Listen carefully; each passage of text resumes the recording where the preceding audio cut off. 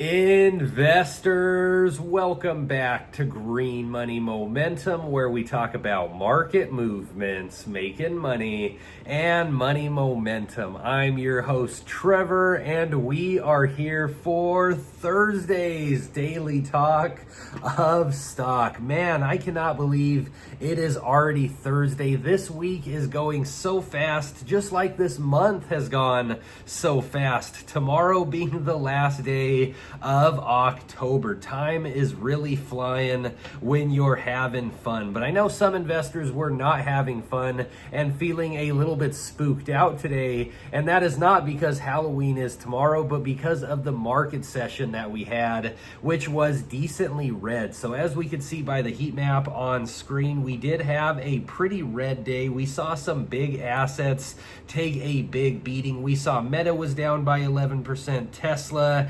Amazon, Microsoft, Nvidia. So a decently bloody day within the markets. Now in the after hours, at least right now, we are seeing kind of a comeback. So we are getting some after hours relief, and we are seeing some big earnings here in the after hours. So we saw Amazon report. They came in with a positive earnings, beating expectations for revenue once again. Their next quarterly expected to be their largest, same as Apple. So their next quarterly expected to be big. We had Coinbase also beat expectations, and MicroStrategy, one of the stocks that we are going to cover today. So all the companies that are reporting here in the after hours thus far have looked positive. So we are seeing positive numbers when it comes to year over year growth for most of these companies. And also we did get some positive news between Trump and China yesterday, as some deals were made around rare earth, and also some tariff cuts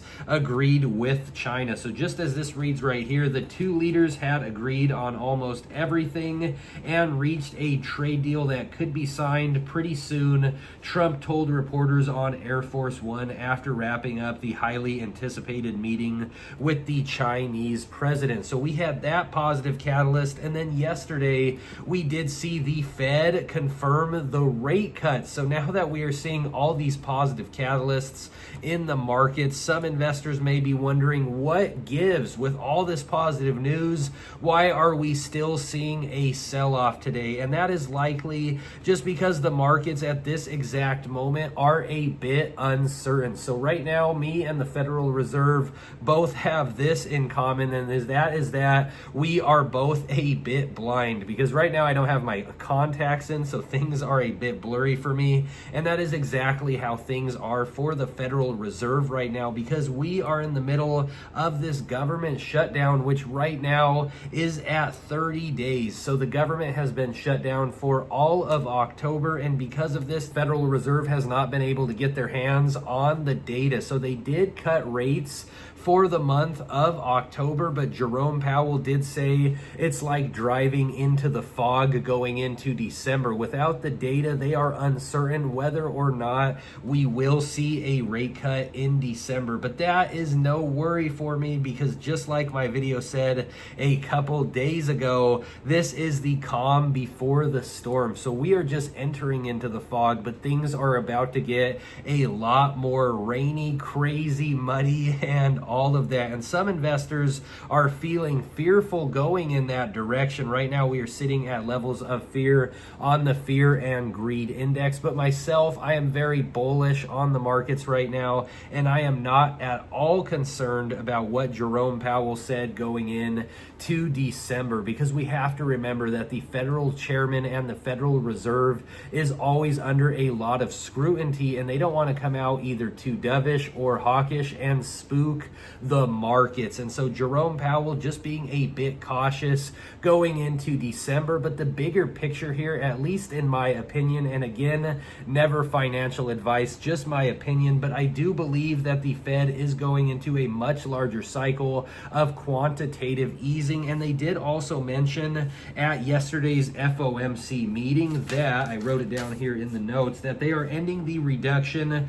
of asset purchases come December 1st. This is massive, and this also confirms that the Fed is turning back on the money printer, and overall we should be going into a time period which is a bit more stimulative with these rates being cut. This should be great for the markets. Overall, this should be great for borrowing, the housing market, everything going forward, and I do expect to have a bullish Q4. And so with that, we're going to talk about a bunch of different assets today that I see having a big Q4 to finish the year, and I could see being a lot higher. So we're going to start out here with MSTR, the company that just reported here in the after hours. And going back to that earnings, yes, they once again beat expectations set by Wall Street. So they came in with a positive revenue, and they also beat earnings per share once again. Another positive, having an EPS at 8.42, the two largest quarters this company has ever reported when it comes to EPS. And this is because they are able to officially report the unrealized gains on their balance sheet of Bitcoin. And so this article right here talks a little bit about how the earnings report went, and the main bits of info we need to know from this earnings report was once again the EPS at 8.42. MSTR also increased their holdings on Bitcoin, so now they have 640,000 Bitcoin. That is incredible. And also they withdrew some guidance around issuing common stock when the MNAV, the X. And if you don't understand that, with MSTR, with Strategy, they have some other stocks, some preferred dividend stocks. They have Strike, they have Strive, and these other derivatives. And with each one of them, they are tapping for investors who want a dividend with these other styles of MSTR. And so they have Strike, Strive, they have MSTR. And so he's just saying that the guidance has been changed when it comes to that. But overall, the earnings report did look positive for MSTR. And just talking about technical analysis, when we do look at this company, they have been in a downtrend. So things have been terribly ugly in MSTR in the short term. We are under the 200-day moving average.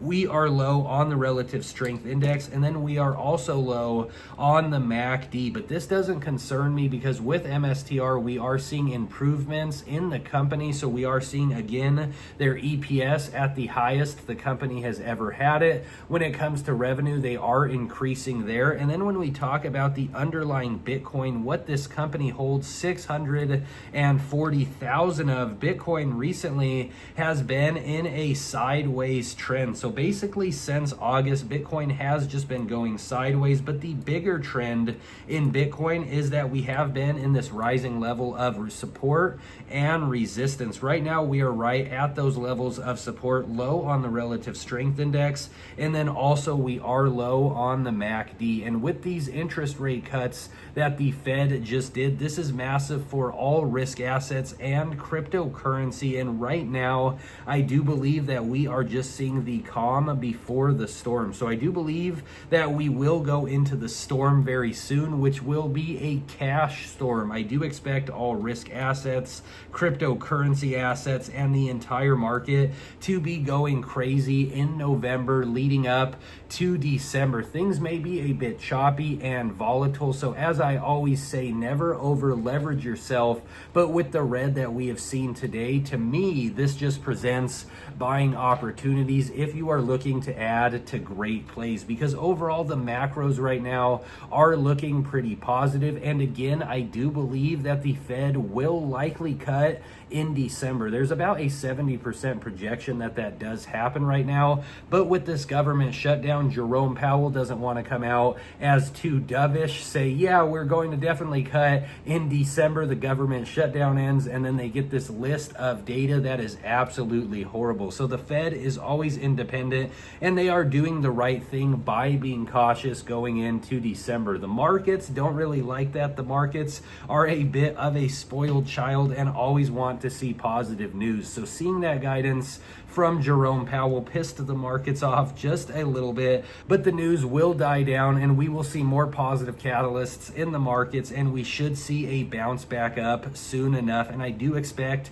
a bounce back up in MSTR, just like this other company, which is also heavily correlated with cryptocurrency, but not as much Bitcoin, but more Ethereum. That is Bitmine Immersion Technologies. They have the largest Ethereum holdings in the world, and we saw a pretty rough day in BMNR today, down by 7%, back down to $46. But myself, I am a long-term investor in this play, and I am not at all concerned about what we saw in Bitmine today, because we have been in this level of consolidation with BMNR since August, just like Bitcoin, just like Ethereum, just like all cryptocurrencies have been in this sideways channel. And so we are still within this sideways channel, even though today looking a bit rough with a 7% sell-off. Still not really too extreme when we just zoom out and look at the channel that we are still in, because we are just going down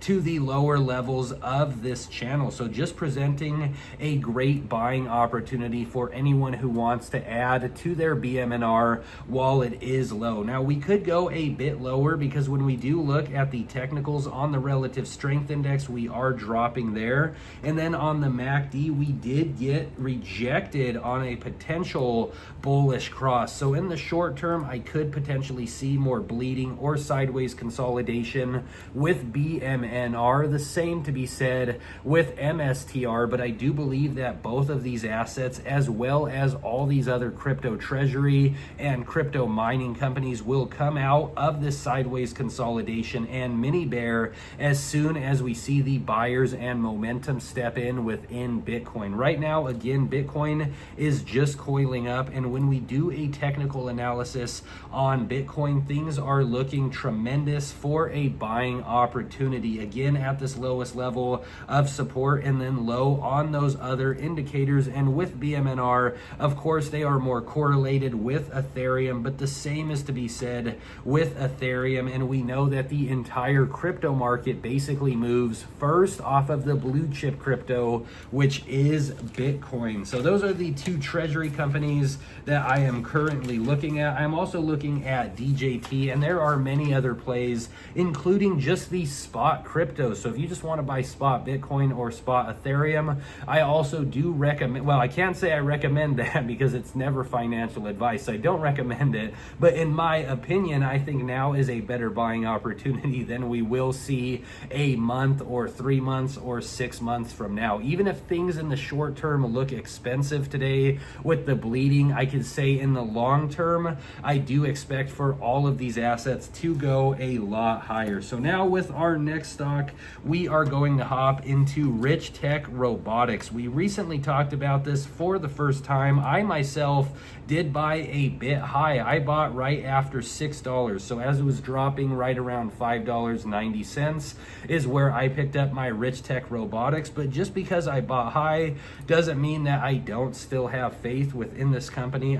I am not at all panicked. And when we just talk about robotics, there was some pretty big news around robots recently, because we had NEO come out. This is not with Rich Tech Robotics, but NEO is going to be a humanoid robot, $20,000, and it could do all your chores around the house. And so this was with another company, but to me, this just proves the trend that is going to be forming in front of our eyes over this next year, which is going to be all around robotics. And I do expect a lot of hype coming forward with robotics. We could see NEO there. We have Tesla's Optimus robot coming out this next year. And then with this company, Rich Tech, they recently just announced a partnership with the hockey team out in Las Vegas. And this is just the trend that I do believe is going to be happening within society. Robotics everywhere. There is a lot of fear about how robotics and technology and AI will take jobs. And for those that are fearful, I gotta say, unfortunately,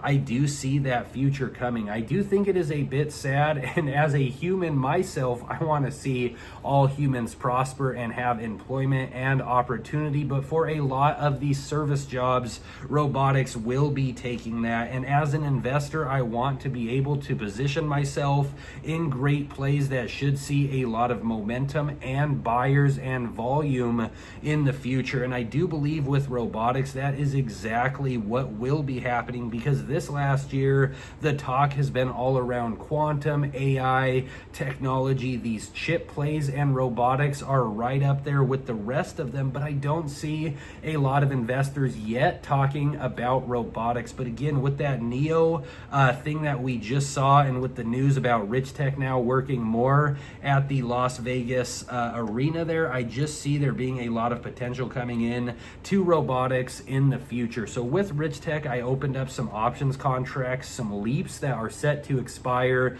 in 2027. So in the short term, we are seeing some choppy movements. When we look at the candlestick chart, currently we are in a downtrend there. And then when we look at the relative strength index, we are dropping there, as well as the MACD. So in the short term, we are seeing some bearish movements within Rich Tech. In general, we are seeing a lot of positives when it comes to the macros, and I could see a reversal coming sometime soon. With Rich Tech, we have been falling again on this descending path, but we are getting close to the 50-day moving average. And so if things stay very bullish, we could have a bounce off of this 50-day MA. If things stay bearish, we could fall all the way down to the 200-day MA. Now that is a possibility, but overall, I do believe that the macros are positive. And even though today was a kind of negative, bloody day, I do believe that we are going to pass through this, and we are going to go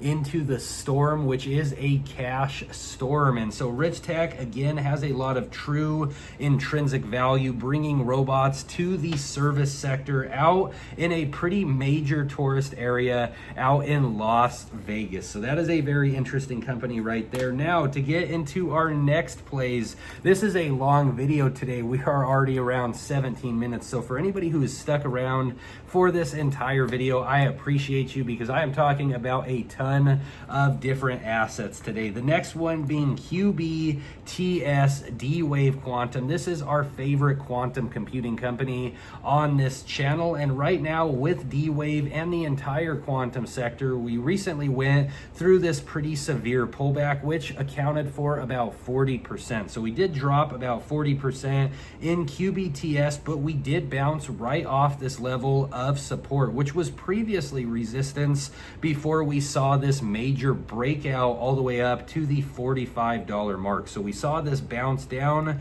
and we have had a bounce back up. We jumped right off this level on the relative strength index, which would be right around 40. So we had a nice jump off of there. And then when we look at the MACD, it does appear that we may be seeing a bullish cross. If we do see that, I could definitely see QBTS and the other quantum plays, because a lot of them have this similar chart. The entire sector tends to move together. I could see QBTS ripping to new all-time highs. But again, like Jerome Powell said, things right now are a bit foggy, a bit uncertain. We are in this downtrend on the MACD, and we could see that continue to happen. We are falling on this MACD, and what we do need to see for the positive price movements to continue is a bullish reversal there. I do believe that could happen, but like Jerome Powell said, we are in a bit of fog right now. But the bigger picture to me is that we are seeing a lot of positives with the macros. We did just get this rate cut.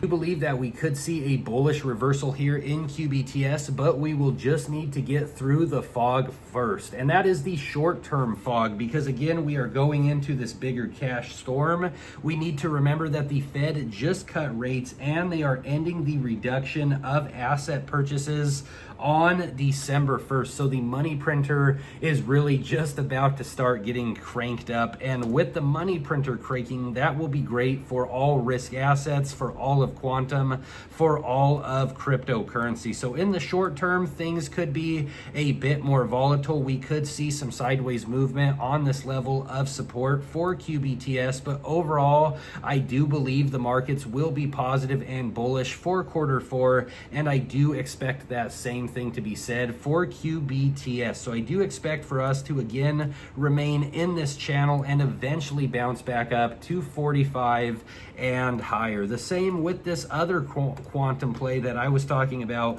a lot recently that did fall out of the upwards bullish trend. So we had this trend in QUBT, which was very bullish. We were jumping up, and then with the macros being a bit negative, we did fall down. So we did fall under the 50-day moving average, getting closer to the 200-day moving average. But right now, things actually look pretty positive for QUBT in terms of buying opportunity, because we have fallen on that candlestick chart. So we are down there. We are at 39 on the relative strength index, which when we do look at levels on the RSI has been a pretty strong support. And then when we look at the MACD, we are very low there, looking for a potential reversal here very soon. Again, we just need to get some more confirmation with the economy, maybe some dovish remarks from the Federal Reserve or for the government shutdown to end, and the markets will have a nice rip up. So I do believe that right now QUBT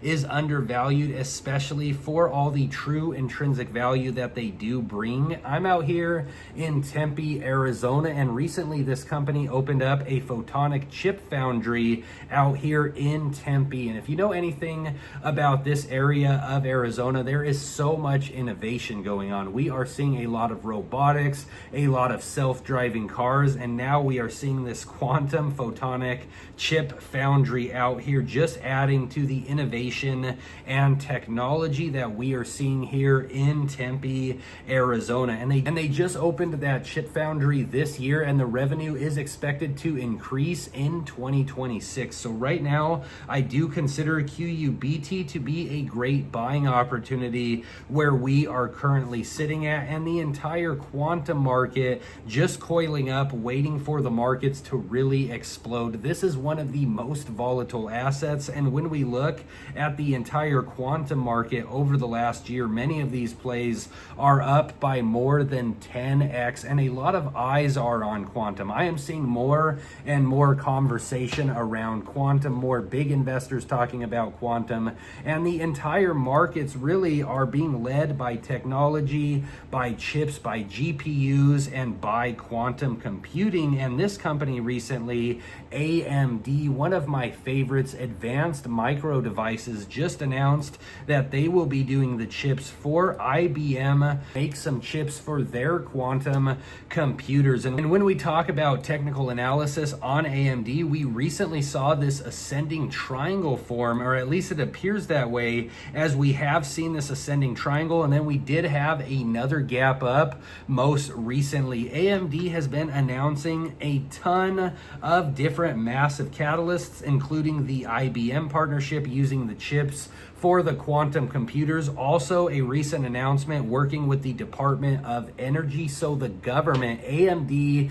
and NVIDIA, both going to be working with the government. That is massive. And AMD right now has some investors spooked with tomorrow being Halloween, because they do see the candlestick chart recently has went insane. We saw that massive gap up when they did announce that deal with OpenAI. We are sitting high on the relative strength index, and we are high on the MACD, but none of this concerns me. With AMD, I have some long-term positions on this play. I have some leaps going all the way into 2027, and I heavily believe in AMD. With NVIDIA and AMD, both of these companies provide a lot of the supply for the mass amount of demand for these chips. So right now we have, again, so much technology, so many data centers, we have these robots coming out, and all of these different forms of technology and computing need chips, and AMD and NVIDIA provide most of that supply. Right now, NVIDIA is number one in that category, but AMD at number two. And with NVIDIA recently, they did bounce down today, but recently they were at a $5 trillion market cap just yesterday. So this shows this is the strongest player in the market. Number one is dominating, but number two also seeing a lot of customers. The customer acquisition in AMD this last year has been tremendous, and a lot of year-over-year growth both with AMD and with earnings. We have AMD's earnings coming next week on November 4th, so in 5 days, and they are expected to have their best quarterly ever. When it comes to revenue, I do expect for them to either meet this quarterly or exceed this quarterly, and I also do expect for this company to have some very positive guidance going forward because of their recent deal with OpenAI, because of their recent deal with the government, and again, just because of all the demand that we are seeing in the markets for these chips. So right now, I am super bullish on AMD, just like I am bullish on this next play, which is Robinhood. Again, if you are still with me, I appreciate all of you guys, because I wrote down all the assets I was going to talk about today, and I'm like, yeah, this is going to be a long video, but for anybody who enjoys talking of stocks just like I do, this is what I love to hear. So with Robinhood stock,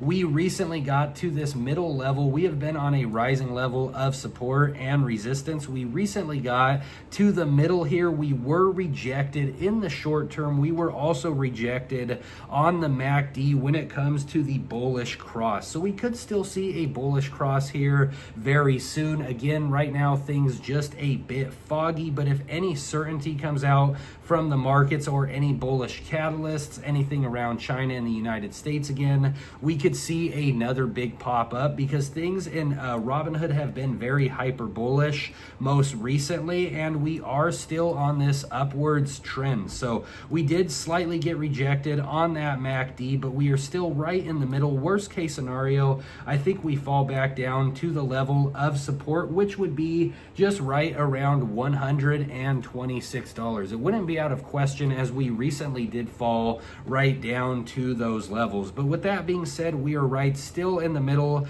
on the relative strength index at 50, and we could still see a bullish cross on the MACD for Robinhood, but it just hasn't happened in the short term. But the catalyst that may push Robinhood up, not only macros, if we see something positive with the macros, but also the underlying company, because they have their earnings just a day after AMD. So their earnings going to be in 6 days, expected to have their largest quarterly ever. I feel like a broken record because I keep saying that, the largest quarterly ever, the largest quarterly ever, the largest quarterly ever, but it is just so true, because right now things are looking positive in terms of the way these companies are performing. And again, things are looking positive with the FOMC, the federal funds rate, as that just dropped, and things are also looking positive with China and the United States. So everything looking pretty positive right now. I do believe that right now we are just seeing a shakeout in the markets, and when we see this quarterly from Robinhood next week, I do expect for this to pop the stock up, because Robinhood has had so much growth this last year. They have announced a lot of international expansion that they are doing. They have also announced Robinhood Social, so they have that. They are also becoming a true fintech brand this fall. So they have all of that to talk about when it comes to guidance. And then they have their proven results to show, which is, again, expected to be a $1 billion quarterly. Robinhood has a big stock buyback program, which is currently going on, where they are buying back $1 billion worth of stock. So Robinhood is bullish on Robinhood. That is all that really has to be said. I do expect for Robinhood to continue to go up with time. Now, another stock that I see going up with time, a major index that I see going with time. If all these other plays are too volatile for you, I definitely recommend this right here, which is TQQQ, which is also volatile. I love volatility, but volatility with safety. As I always say with leverage, I participate in leverage, and leverage could greatly help boost your portfolio, but I never recommend